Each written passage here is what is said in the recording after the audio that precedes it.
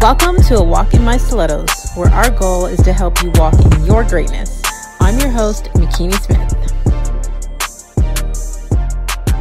The purpose of this show is to inspire you to walk in your greatness. We have conversations with amazing women that are letting us take a step into their stilettos. I get inspired when I see another woman succeeding, but what inspires me more is her backstory and her mindset on how she got there. So today's guest is about to bless us with her testimony. And since you're already here, you may as well subscribe. Today we have Leia Sergakis. She's a TV personality and author, the host of Table for One, a comedic lifestyle show with a focus in personal health and wellness. And it encourages you to feel whole in all aspects of your life. So from speaking at Beautycon, hosting on the Golden Globes red carpet, to performing stand-up comedy, Leia empowers others with the notion that you don't have to settle for anything that doesn't serve you. She's committed to using her adversity to make sure that people feel safe around her, comfortable and confident in their own skin. So please welcome to the show, Leia Sergakis. Thank you. You're welcome. I love it. How are you? I'm great. How are you? I'm doing good. Thank you. Thank you so much for agreeing to come on and to share your story with us. I mean, you are beautiful both on the outside and the in. I had the pleasure of meeting you at Beautycon in New York and hearing you speak. And I think that you are just an amazing person. And I wanted you to come on and share your gems with us.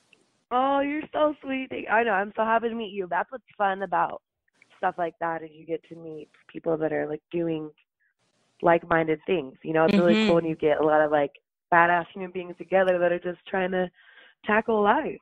Yes, yes. Just like I read through your bio, like everything about you resonates with me. And, that's what my platform is about, being comfortable and confident in your own skin and just helping to empower people and to do what serves you. Absolutely. So you're so right. It's so real.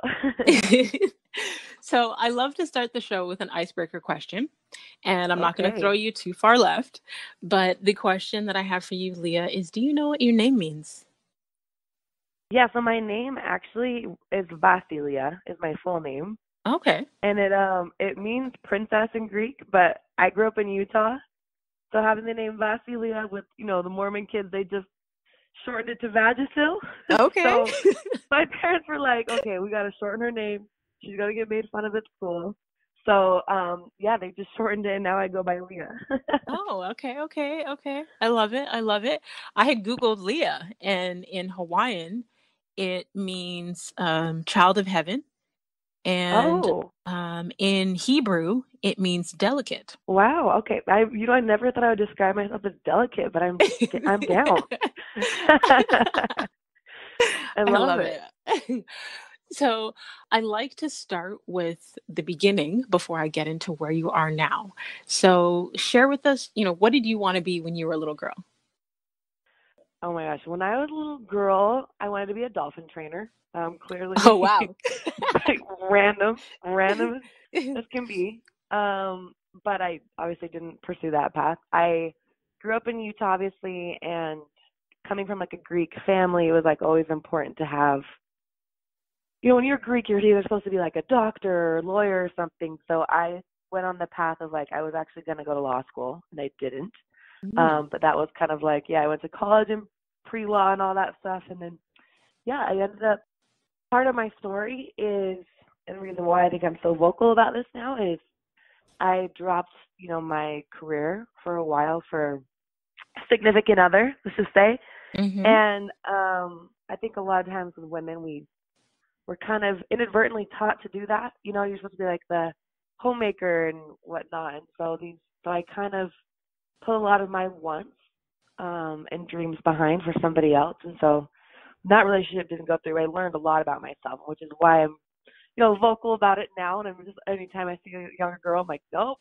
I turn into like Michelle Obama. I'm like, you stay in school, you focus on your school, the men will be there. The men will be there. Well, have you read her book, Becoming?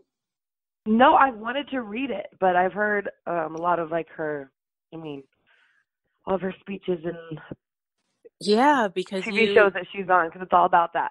you mentioned her giving up stuff and encouraging women to stay in school. So I've read Becoming. Actually, I did the audiobook because I don't have the patience to read like long books anymore. So the audiobook like was Right. perfect. But her story of how she basically, she wasn't into Barack getting into politics, but she supported her husband and she gave up, what she wanted to do to support him. And it's amazing what we learn from life and, how we It use is. that to inspire other people. Wow. Yeah, absolutely. So, okay, so share with us, how did your journey begin into what you're doing now? So, okay, so like I kind of said, my relationship young, and this is a lot of like about like who I am. So, dated, it was about 17 to 24 years old, was with this gentleman, we'll call it. And when we were engaged and when that broken engagement got called off, I honestly didn't really know myself. I didn't know who I was as a woman. I didn't know what I stood for. I didn't have my own identity on my own. And that was really hard to go through. That was a couple of years ago. And so I would say it's probably one of the lowest moments of my life. And just being able to, like, when you're just looking in the mirror and you're not knowing who you are, what you stand for, and all that, it's just not a feeling I ever wanted anyone to feel like. And so I created Table for One originally as just like a passion project. I was just talking about it like on, my Instagram, my YouTube, but just kind of using it as just an outlet because I've always just been a vocal person. And, it just it got a lot of traction. People just didn't realize how many people needed to hear that message because I guess a lot of times in life we get caught up or lost in our families, our spouses, our work. We just forget that, we need to be whole first before we can be anything else or before we can be involved in anything else. And so since then, I've just moved to LA about 2 years ago, and it's turned into a talk show, and it's taken me all over just to be able to spread the message and just help people and empower people that, like, it's kind of retraining, especially women, how we're supposed to think and how we're supposed to operate. Well, I love that. How you say you started it as a passion project, but it's taken you all over. Mhm. So not only for myself, but some of the other women that I've had on the show, they basically just started doing something that they were passionate about and had no Yeah. idea where it was going to take them. Like things evolve past, anything that we could ever understand once we take that step and just move towards something. Exactly. When I started, so actually when I when I wrote my first book, I wasn't even expecting it to go very far. I was like, if it can touch one woman, I am grateful. And when A Walk in My Stilettos first came out, I was terrified because I was like, what did I just do? I put like all of my business out there. And I had women that reached out from the States, from Australia, from the UK, from everywhere saying, oh my God, like I felt like you were writing my story. And then it took on a Yeah. complete life of its own through, the podcast and the app and everything else. Just you never know where it's going to take you. Yeah, and that's amazing that you did that because, you are putting yourself out there, but I always think things happen for a reason. Mhm. Things to, like, walk in your stiletto. So it's like your story is your purpose for a reason, and it's like Mhm. I'm always like, if I almost feel like I liberate myself through like liberating other people. You know what I mean? Yes. Like every time I open up more and more about things that happened in my situation and whatnot, like you heal each other is really what we're Yes. doing. Yes, it's social proofing. So I tell women Yes, all the time, your story may be about you, but it's not only for you. exactly. It helps inspire other women so they feel like they're not alone and you create this community of healing. And the world is ready for it now. It's like I love seeing so many people it's funny. I feel like 10, 15 years ago, it was just like everyone, you're supposed to just make sure everything looks cute. We don't say anything. We don't look vulnerable. We don't put our shit out on blast. Mhm. There's a Greek saying, like my grandmother, I love her so much, but there's the saying, it's like, "Tomatis like a," and it's like to keep your eyes basically at 14, like alert at all times. So it's kind of like she never wanted us to like put our business out there. She would want us to be careful who was around because people are going to use your business against you. But now it's like, hey, this is what it is. Like, Mhm. I have nothing to hide. It's just funny how times have evolved. Yes, I agree so much. I was speaking with a woman earlier today who she spent so many years with a career in politics, and it was like taboo. You don't talk about, your personal journey. And when she decided to walk No. away from that and do her own thing, she's realizing more and more now how important her backstory is and how it's helping to inspire. So I think, like you said, we're ready for it now. We're in that space where people are actually recognizing that vulnerability is important. It is a strength. Yeah, it's so real. So, you spoke to the relationship that you were in between 17 and 21. And the reason I want to go back to that is I feel that it's something that's important that isn't spoken about enough. And I'll share why after we get deeper into it. But you said at that point you didn't know yourself. I want At you, all. I want you to touch on how that affected you then and how that's impacted you now. We met on my senior trip of high school in Greece. We were both Greek, so it looked like it's something really cute on paper. I'm following like my cultural norms, right? I'm like, this is cute. And it was 17 to 24, so this is like 7 years of life where we were living together. His career had him traveling, so we moved to what 3, 4 different cities. So every time he was moved, I went with him and kind of tried to pick up my career and make things happen wherever we were. I Mhm. wasn't able to really like buckle down and focus on me. Mhm. Mhm. The one thing to say about it then is I think love is beautiful. I think it's the one thing that we have as human beings that we need to utilize is like just Mhm. loving on each other, right? Mhm. It doesn't mean everyone is your person. Right. So Right. here, you pour all into somebody that, it's okay. There's investment gone wrong. That's fine. You learn from it. But fast forward to now, like as much as, those are very pivotal growing years, looking at it now, like it changed so much as a human being because like I have depth now. I've gone through things. It sounds crazy to be like, oh, you had a broken engagement. Like people go through way worse than they do. But like as a woman, when you've kind of put your whole identity and your whole everything to somebody, like when that gets Mhm. ripped out, like it's hard because from a young age we're taught, we're fed like Disney princess stories, right? We're fed like Yep. it's never like and while men are told that to provide and to have careers and whatever. And so now obviously the narrative has changed for women, thank Mhm. goodness.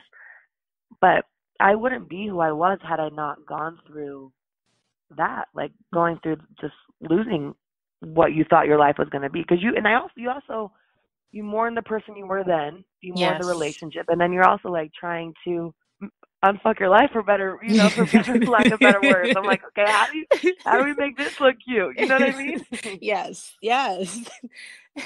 I love a good Disney movie, but I feel that that whole fairy tale thing, it warps a Right. young girl's mentality. You're always looking Mhm. for that happily ever after, and when reality hits you, you're like, "What the hell? Like this is not what I was Yeah. told. Like where's my happy ending?" And there's so Yeah. many people out here just living in a fantasy because that's what we were programmed from we were little, and we're Exactly. not getting enough reality. So that's why we need women like you out here telling the full story. Yeah, it's like it doesn't always go that cute. But the one thing that I always say like now is 100 and 100 should go together. You don't look for someone to, complete you. You should be whole on Yes. your own and you Yes. bring that to your relationship. So I don't recommend dating and committing your whole life super young. I think people should really be able to build up their identity and their just I mean everything. You just basically, in like perfect words, just took a quote actually out of my book because I said the exact same thing where you need to be Really? 100. Yes. Hey, You need to be 100. It's not you 50-50 do. where you're looking for somebody to complete you. You need to be whole first before Yes. entering into a union. So your relationship from the age of 17 to 21, I had two of those back to back because my high school sweetheart, we met just before my 15th birthday and we were together for 8.5 years. And then 5 months later, after that relationship ended, I entered into the relationship with my ex-husband for 8.5 years. And both Yeah, times okay. I didn't know who I was. I spent the entire relationship trying to be who they needed me to be, who they wanted. I was not complete. Girl, yeah. Mhm. So I was coming from a place of lack, acting out of a place of lack. And obviously, those relationships didn't end well. And Yeah, you're kind of like their Play-Doh. yes, exactly. You're Oh just my molding goodness. however you're just molding however they need you to be in that time. Exactly. Exactly. Mhm. So it's when you leave those relationships and you look at the life that you had then, it's like you don't regret it because it made you who you are today, but you understand now because you've experienced that, who you need to be today, that you need to be whole and what you don't want in another relationship. Exactly. It's funny because last night, I was with one of my girlfriends. We went to an energy healing thing. We're in LA. We do all these things, and it hasn't been the cleanest. Let's call it the cleanest ending with my ex. Sometimes people don't want to let you go and evolve. It's crazy. We'll call it that. And after that, you just kind of realize like you have to treat it like that girl who you once were died. Like Right. honestly, Yes. like Yes. we were talking about it yesterday. Because even a lot of times, and people even too, like. They want you to be who you were then, or if you start changing, and it's not like you're changing for the bad, but it may not be familiar to them. It's like, wait a minute, why is she, why? Now I am like unwavering in my opinion and how I operate my life. And if it doesn't look, and if it may not please you, I'm sorry, but it is what it is. And back in the day, I wasn't that. I was the girl that you could sway a little bit. I was the one that you could kind of convince, so it's funny how you really change, but you become very unapologetic in that journey. Yes. I think that's beautiful where you say you become unapologetic. The process of mourning who you were, it's so real. How you broke it down where they still see you as who you were before. And you were so adamant, like, I'm not that girl anymore. I'm going to say the first argument with my ex-husband that I've ever had in years, most recently, and I'm blaming Mercury retrograde for that one. But oh my gosh, Mercury. I had to remind him. I'm like, I am not that girl that you were married to 15 years ago. I am not her at all. I don't even remember how she used to think or feel. Like, I'm not trying to be her. So you can't, in your mind, place me in that box with her and then try and put labels and things on me. You don't know who I am today. Exactly. I'm a completely different person. That girl died. She's dead, bro. She ain't here. She ain't here, okay? Like, I don't know what to tell you. You can leave a note, but she's not here no more. I love it. I love it. Okay, so tell us some more about Table for One. So for me, being a host, see, I a lot of it's like you. Like, I love learning people's story and about them and like how they got to where they are, what adversity they'd had to go through. Like, even like, for example, if I yesterday like hosting the Ask Me Different Things, not to discredit like, what someone's wearing or whatever. I don't ever ask those questions. I don't care. I've always cared about you. Like, honestly, like who's you? Like, who are you? Not what you do, but who you are as a person. So yes, the show is I always bring on different people and we just get really real about life. I have a lot of followers like writing questions that they like ask, and so I mean a lot of times people get really deep. One was one thing was talking about gold digging, one was talking about cheating, one was like walking in how do you find your life purpose. So it's stuff that, again, not the surface what you're gonna turn on the TV and kind of hear. It's like, oh shit, we're getting really real on something, And I love it. So it's been really cool to talk to people that you wouldn't expect for them to just kind of really be open. Well, talking about people being able to talk to people like that you wouldn't expect to be open, what was it like hosting the red carpet for the Golden Globes?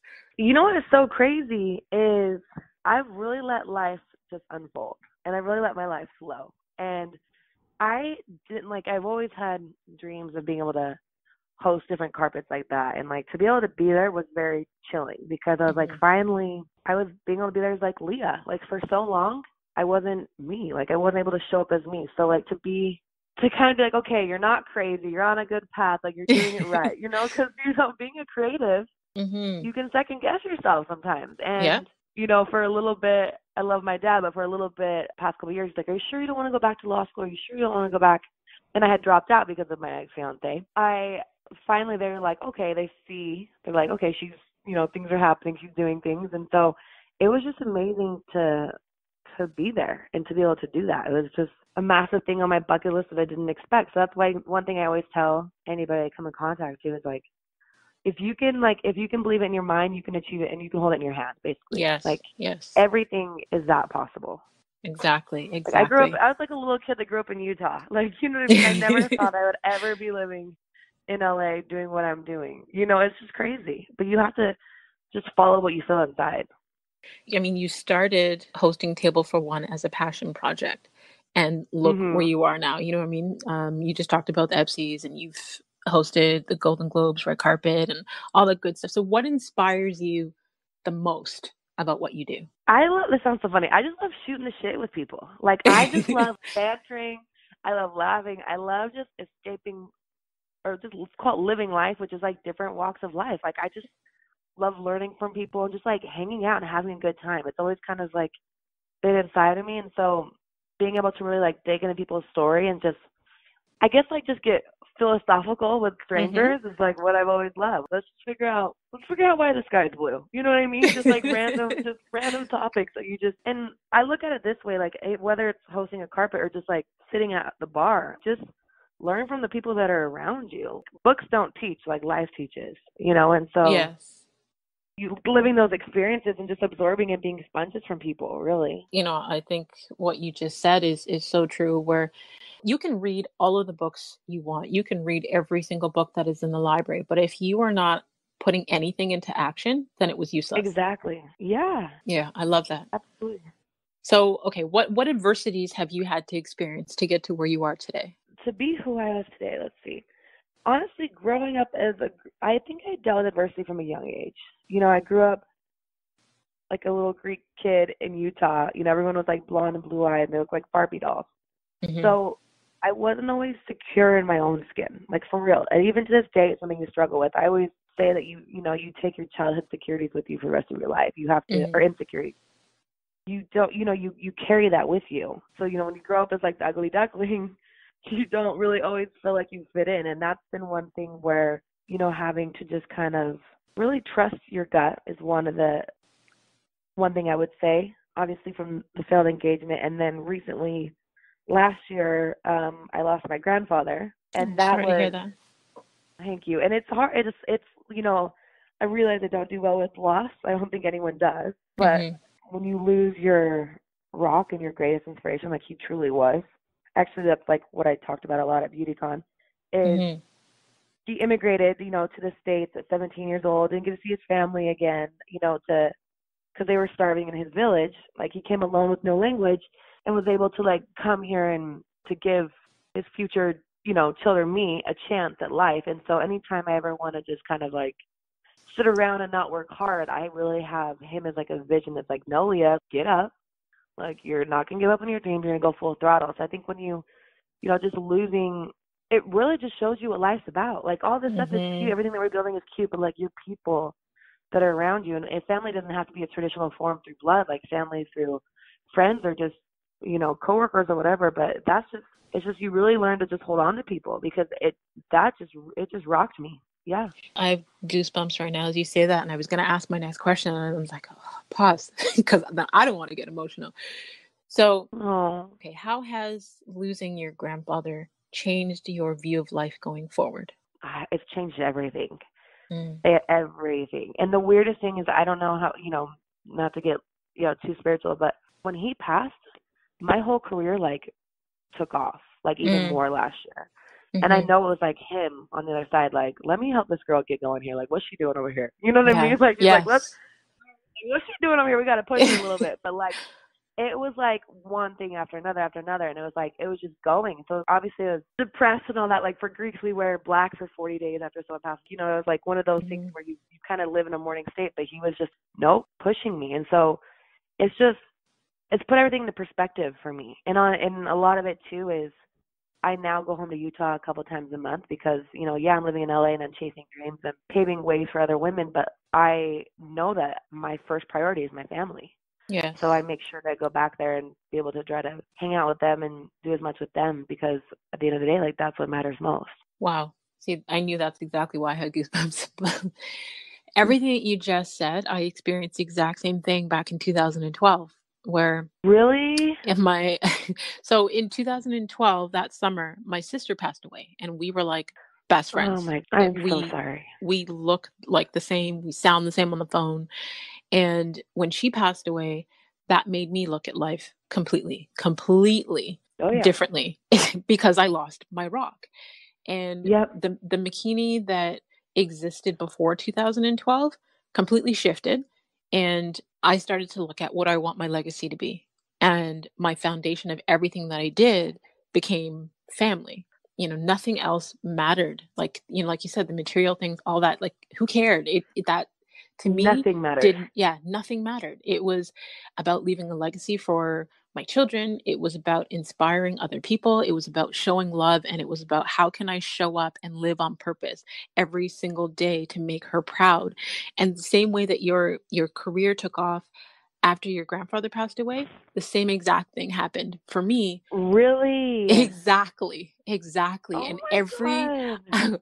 every single blessing that came, people would message me and say, your sister is watching, your sister is proud of you, keep going. And that's what's kept me for, these past years. So listening to you say Oh my that, it gosh. was like total, confirmation. And it's unfortunate that we have to lose them, but I tell people every single time that if my sister was still here today, I cannot promise you that I'd be who I am right now because her No, passing changed me. it did. And you know what? You still carry her every single day with you. And you're Yes. carrying her passions and her legacy with you. And Yes. that's what allows you to do it, because it's like you're not just doing it for yourself. You're Exactly. doing it for your whole family, for her, and for, obviously your legacy. But it's just it's like a different light that Yeah. I can't even say. I've had many people that have passed away in the family before that, but it didn't affect me that way. And your words of you lost your rock, I think when someone is that close to you, your mourning process is different. The effect on you is different. It's just completely different. And a year, like almost the exact summer later, my grandmother, who helped raise me, passed away in a Oh my similar God. manner. And I thought, okay, God, is this a joke? Like Right. I You're can't like, do I this can't take again. anymore. I cannot. Yeah. It took me like 6 months to come out of a deep depression to figure out that I had to look at life differently. I can't do this again 6 months later. And the way that I healed through that was so much quicker than before, but it still reminded me to stay focused. It's not about me, and to set your priorities and to still live on purpose every single day. Yeah, you do. You feel like you like literally walk in your shadows, right? You're really following like your passion and your purpose and like it's what draws you now. Instead, Mhm. before it's like people before are like, oh, you want to do this because it makes money, or do you want to do this because it does this? Not like I'm only now like if it doesn't satisfy my soul, I won't do it. Exactly. Exactly. Because life's too short. Way too short. We don't realize. Yes. I think now when I look at life, there's so many times where you're sitting in a day, and sometimes, I'm going to say back in the past where you're like, yeah, you're bored. You could say things like that. Now I blink and time is gone. Like Oh, I know. It's crazy. I We're looked halfway at, through this year. thank you. The half the year is done. But I looked at my kids this morning and I was like, holy crap. I have a child that is turning 22. When did that happen? I What? have How, girl, where do you have a 22-year-old? I've seen, what? Your goals. Let me look like you when I have a 22-year-old. I'm going to be out here like, I don't even know. I'm going to be looking like Free Willy with a 22-year-old. You look amazing. Thank you. But I looked at my daughter in the kitchen and I thought, oh my God, I remember taking you home from the hospital. I remember holding you in my hand in your little red onesie. Like, I remember all of that. How are you Oh, turning 22? And that's crazy. it's crazy. Time flies. You can't take it for granted. No, Wow. at all. So That's so beautiful. She's so lucky to have an amazing mom to aspire to. thank you. Thank you. That's I've one thing that really hit me too. I was like, you don't realize that not everybody has figures and rocks to like really look up to, and so you literally are. That's amazing. She has you. thank you. I've three of them. My middle daughter is turning 18 at the end of this Oh month. my God. And my son is 13. Wow, that's amazing. I love that. That's Yeah. beautiful. So speaking of people to look up to, have you had any coaches or mentors to help you along the way? I've had so many people that have just like supported me. I don't know if I look at mentors in so many different ways. I guess it's not like the traditional mentor kind of way, but Mm-hmm. so many people that have just been in my life that have kind of, like about a year and a half ago when I moved to LA, I met this lady from Greece, and she's like so cute, like off the boat, and I call her like my life mentor, because every time she sees me, she has like just wisdom things to say, and I really just, I have so many. Like, I always tell people, like, if who you see, like, Leah right now, I'm not here because of me. I'm here because of people that believed in me and they, like, Mm-hmm. gave me advice and gave me the confidence to go at things, because I couldn't have done this on my own at all. Mm-hmm. Mm-hmm. Like, this is because of, it's also the big thing, too, is that I believe that the people that believed in me when I didn't believe in myself. Yes. There was when I had that relationship happen and I moved, we lived in, we were in Denver, Memphis, where else did we go? Like, we were living all over the country and for different years. And so when I finally moved back to Utah, I felt like I had failed, because I didn't want to go back. I went back to live with my family for a year. And there's times I didn't want to get off the couch, and they were like, nope, like, we're getting up today, and so. Okay, so you spoke to times where you felt down and didn't want to get off the couch. In order to stay out of that space, what is your self-care routine? Okay, that's a good one. I really love to meditate, and it's something I've gotten in more and more, like, this past, I'd say, like, 6 months, just because of living in LA. I feel like I'm so energy sensitive that, being in the career that I'm in, like, I need, and this is for everybody, like, you have to take time for yourself to just be still and Mm-hmm. listen to yourself, and just no distractions, like, take 15 minutes and just breathe. Mm-hmm. That's helped me a lot. Working out, I need that endorphin release. I love to take baths with the lights off. Mm-hmm. That's, like, really part of my routine. Like, I do that probably, like, at least every other day, just because we're just so stimulated by, like, lights and everything, that if you can just take a bath with lights off and put on some, like, calming music, I love to do. Oh, playing with animals is probably, like, my number one. Mm. Any particular kind? I love farm animals. Like, there's these Oh cows that I wow. could, like, go take care of. I'm here thinking, I don't know, cats, dogs. I love cats and dogs, though, too, but, like, goats are my favorite. Cows are my favorite. Like, Love literally, it. there's, like, these, they're just, like, the funniest little animals. Just doing stuff that, like, makes you just kind of forget about what your life is, and not like it's bad or good. It's just, like, an escape. And I was listening to something a little while ago, and they say, like, the actual, or the truest, like, meditation practice is when you can't even, like, really focus on your thoughts in your real world at that time. You know what I mean? So if you're doing, like, a really hard workout, you're just focusing on yourself in that moment, right? Or Mm-hmm. if you're trying to climb a hard mountain, you can't really do anything else but think about that, So that's kind of, it's just really centering. Mm-hmm. There's a book called The Power of Now, and Yes. have you read it? Eckhart Tolle. Yeah, yeah. Oh my So God, I'm obsessed. yeah, so it's about focusing on right now, this very second, this very moment, Yep. because nothing else matters. And learning to do that, I had no choice but to learn to do that, because years ago, when I was with my ex-husband, I was diagnosed with anxiety. And they tried to tell me that there's nothing, I can do. I need medication, and I refuse. So I try and look for natural ways to keep myself calm. And anxiety Mhm. really just stems from us worrying about the future. And I Yeah. am a worrier. So as much as I believe that I have strong faith, and I take charge and I go towards things with this huge leap of faith, I am a worrier.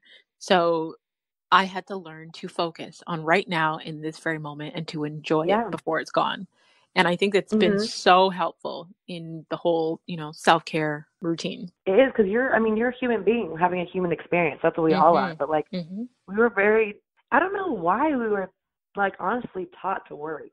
Because at the end of the day, Our I parents. realized, like, you cannot control anything. Like, Mhm. you can control how you react to things, but life's Mhm. gonna happen. Like, Yep. it's just gonna go. It's either, like, you're either on for the ride. I always joke around, like, it's like a roller coaster. You're already strapped in. You might as well just put your hands up and just enjoy Yes. it, because Yes. you're in it. You're here. Yes. Yeah. You got to go with the flow. I've had to adjust and, like I said, learn to go through that process of going with the flow. But when you fight against it, it just makes things more complicated. We have, Yeah. like you said, no control. We have power of choice, but we don't have control. So you No. just got to go with it.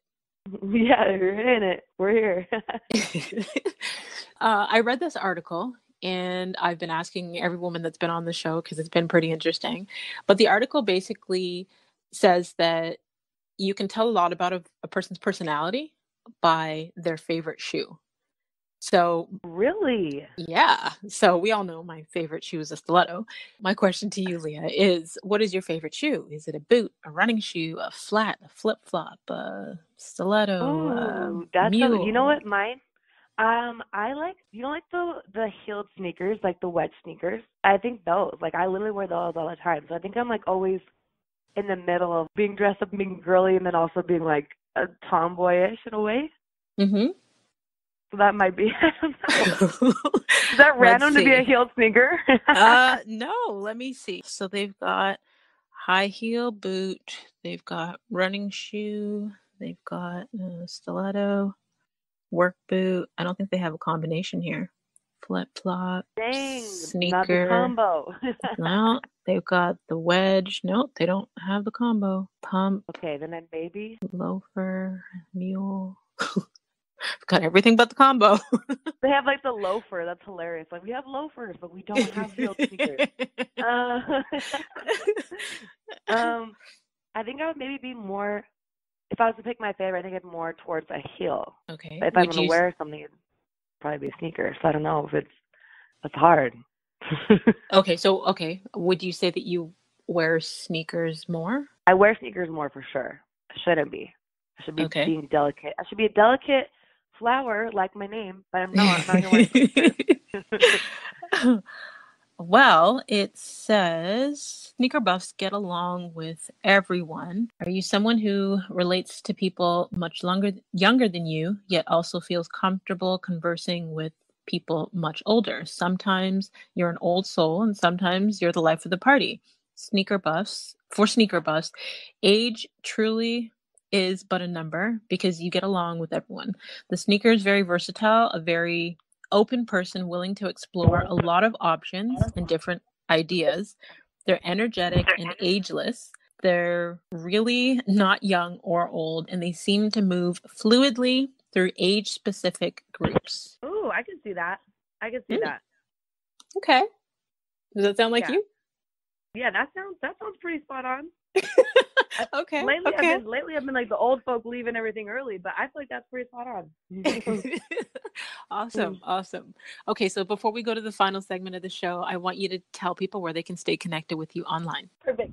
You can find me online on my Instagram at Leia Sergakis. So it's LEIA S like Sam ERGAKIS, and then my website is www.tablefor1.tv.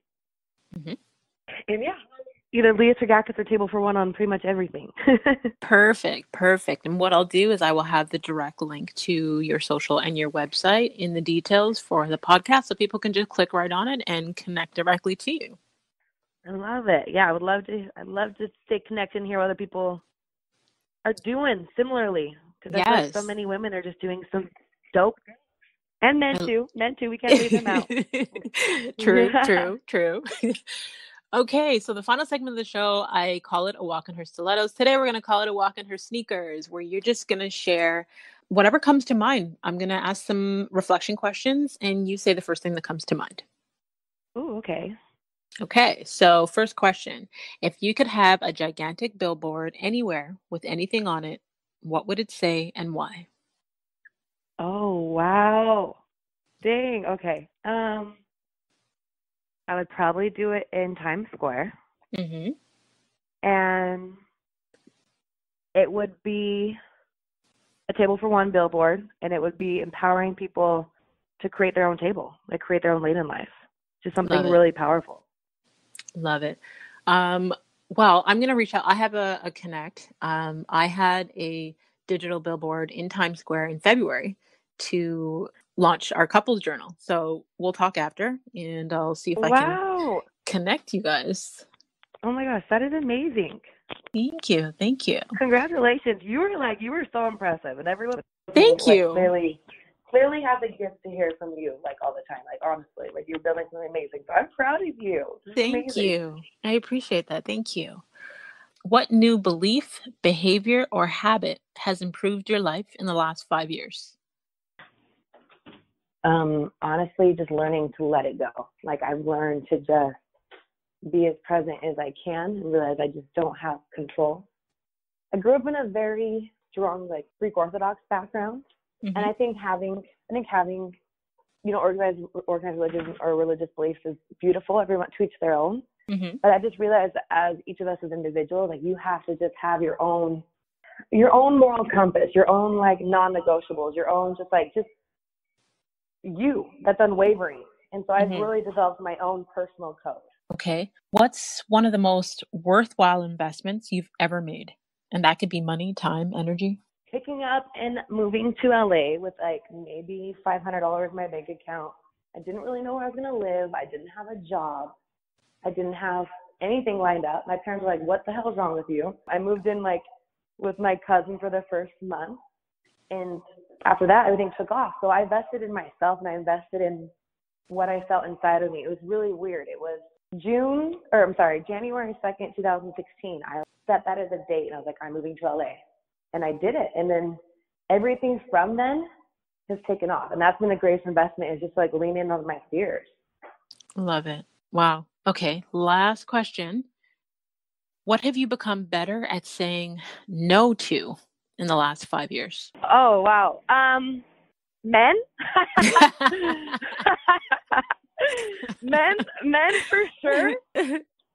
Men, and then I would say things that don't serve me. Like, I've been, you know, growing up in a Greek culture, we've always been, like, we love having a lot of people around. It's always loud. Mm-hmm. So you didn't ever want to say no to anybody. You always, you overextended yourself all the time. Mm-hmm. So I've kind of learned to try to be like, no, Leah, you can't do everything. Like, you have to say no to some things.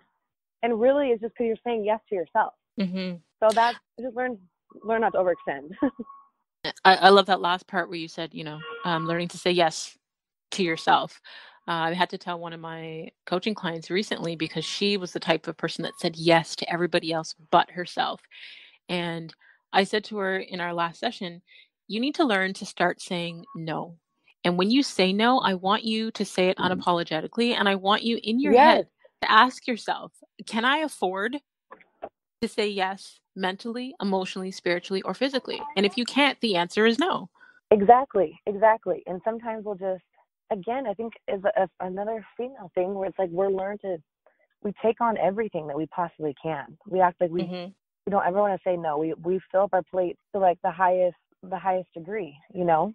Mm-hmm. Well, Leah, I want to thank you for taking the time to join us. I truly appreciate you coming on and to share your story with us. Thank you so much. Thank you so much. It was so fun.